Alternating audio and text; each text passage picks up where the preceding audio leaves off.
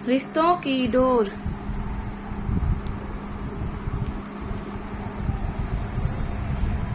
शालिनी ने रास्ते में किसी से कोई बात नहीं की। घर में आते ही शालिनी ने अपनी माँ से पूछा, शालिनी माँ, इतनी बड़ी बात आपने मुझसे क्यों नहीं बताई? और आपने सागर को भी उल्टा सीधा सुनाकर भगा दिया, यहाँ तक कि 13वीं का कार्ड फाड़कर उसके मुंह पर मार दिया। सुशीला जी ने हिम्मतलाल जी की ओर गुस्से से देखा। शालिनी, माँ, पापा को कुछ मत कहना। आपको पता है, आज शादी में सागर आया था और मुझे इग्नोर करके चला गया। आखिर मैं पूछती हूँ, आपके अंदर की सारी इंसानियत मर गई क्या? सुशीला जी, मैंने जो कुछ भी किया तेरी भलाई के लिए किया। मैं नहीं चाहती थी कि वो तेरे रास्ते का कांटा बने। शालिनी, कौन सा रास्ता माँ? वो रास्ता जिस पर चलना मुझे सागर ने सिखाया है। आज इस घर में जो कुछ भी है वो सागर की वजह से है, और उस पर जरा सा बुरा वक्त आया तो हमने अपनी औकात दिखा दी। मुझसे बहुत बड़ी गलती हो गई जो मैंने तुम्हारी बात मानकर मुझसे शादी के लिए कहा। आपको पता है आज मैं अपने आप को कितना छोटा महसूस कर रही हूँ। आपको अच्छे से पता है कि कभी भी सागर मेरे पीछे नहीं आया था, मैं सागर के पीछे पड़ी थी।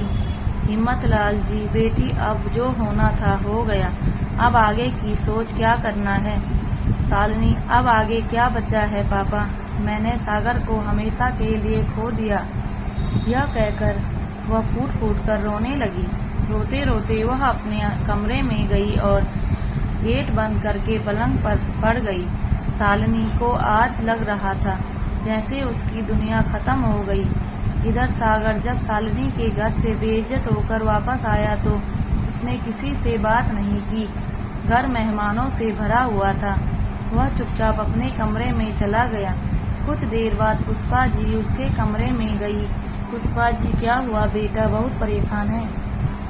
सागर, नहीं माँ, कुछ भी नहीं, आप टेंशन मत लो, मैं सब संभाल लूँगा। 13वीं के अगले दिन सारे मेहमान विदा हो गए। पुष्पा जी, बेटा, शालिनी बिटिया नहीं आई 13वीं पर और न एक बार मिलने आई।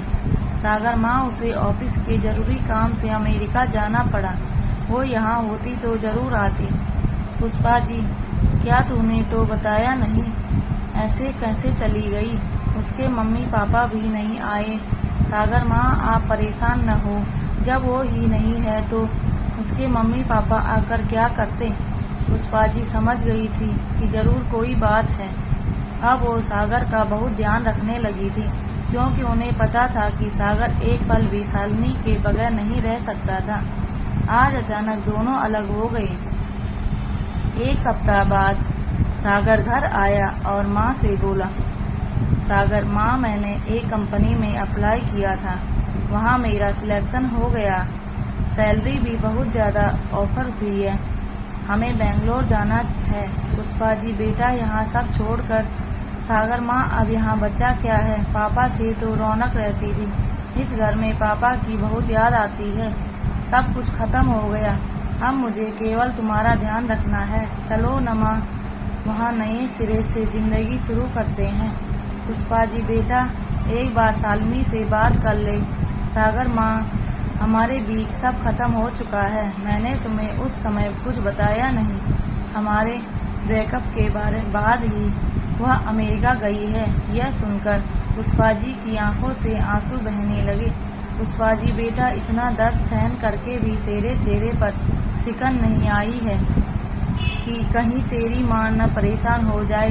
एक तरफ पापा, दूसरी तरफ शालिनी, दोनों को खोने से तू कितना टूट गया होगा, ये मैं समझ सकती हूँ। पापा को तो वापस नहीं ला सकती हूँ, लेकिन शालिनी से तो बात कर सकती हूँ। तू एक बार मेरी उससे बात करा दे। सागर, माँ, ऐसा नहीं हो सकता, उसके और मेरे रास्ते अलग अलग हैं। आप मेरा भला चाहती हो तो मेरे साथ चलो, वरना मैं यहाँ घुट घुट कर जीता रहूँगा। पुष्पा जी, चल बेटा, जहाँ चाहे ले चल। अपनी माँ को मैं तो हर हाल में तेरी खुशी चाहती हूँ, लेकिन भगवान उस लड़की को कभी माफ नहीं करेगा जो ऐसे कठिन समय में मेरे बेटे का साथ छोड़ गई।